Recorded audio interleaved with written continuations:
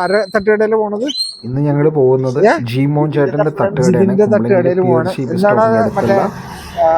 തട്ടുകട. കോഴി മസാല സ്പെഷ്യാലിറ്റി എന്ന് പറഞ്ഞു കഴിഞ്ഞാൽ ചിക്കൻ മസാല ദോശ, ബീഫ് മസാല ദോശ, ഇതൊക്കെയാണ് അവിടുത്തെ സ്പെഷ്യാലിറ്റി. നമ്മുടെ ജിമോൻ ചേട്ടൻ തന്നെ ഒരു സെലിബ്രിറ്റി ഷെഫ് പോലെയാണ്.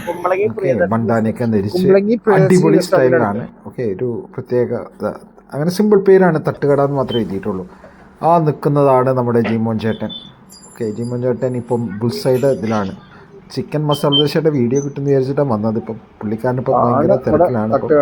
ഈ തിരക്ക് എന്ന് പറയുന്നത് ആ മുട്ട ഉണ്ടാക്കുന്ന എൻ്റെ കൂടെ വന്ന ആളുണ്ട്, ടോജി എന്ന് പറയും. ആള് 10 ബുൾസൈക്കാണ് ഒരു ദിവസം കഴിക്കുന്നത്. അത് ഇവിടെ നിന്നാണ്.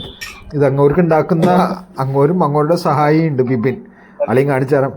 ഇവരുടെ ബുൾസൈയാണ് റെഡിയായി പോകുന്നത്. അതിലുള്ള സ്ഥലമൊക്കെ കഴിഞ്ഞു.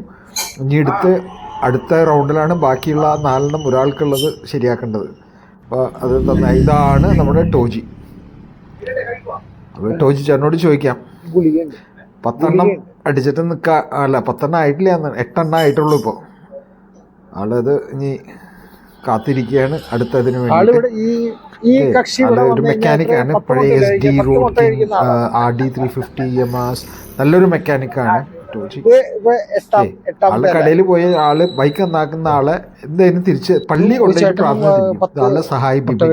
വിപിനും ഇതുപോലെ തന്നെ മുട്ട കണ്ടമാനം കഴിക്കും. വേറെ ഭക്ഷണമൊന്നും ഇല്ലെന്നാണ്. കോഴിമുട്ട, ബുൾസൈ, ഹാഫ് ഫ്രൈ, ഇതൊക്കെയാണ് ഇവരുടെ മെയിൻ കഴിപ്പ്. ഇതൊക്കെയാണ് ഹെൽത്ത് നോക്കുന്ന ആൾക്കാരൊന്നും തോന്നും. അപ്പോൾ ഇതാണ് ഇവരുടെ കൂടെ. അത് കഴിഞ്ഞിട്ട് നല്ലൊരു കട്ടൻ ചായ, അടിപൊളി കട്ടൻ ചായ.